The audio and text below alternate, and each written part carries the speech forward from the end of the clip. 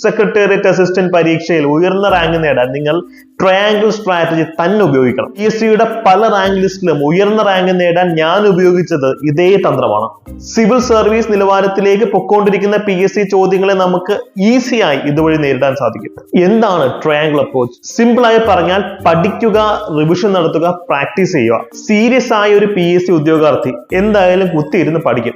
പക്ഷെ വളരെ കുറച്ച് ആൾക്കാർ മാത്രമേ റിവിഷൻ നടത്തുള്ളൂ.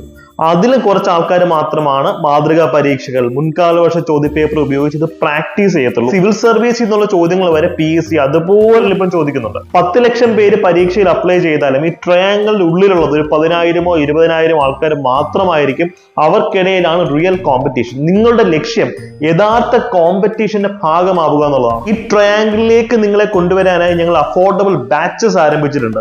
കേരള PSCയിലെയും UPSCയിലെയും അധ്യാപകർ പുതിയ പാറ്റേണിലുള്ള ക്ലാസ്സുകളാണ് നിങ്ങൾക്ക് എടുക്കുന്നത്.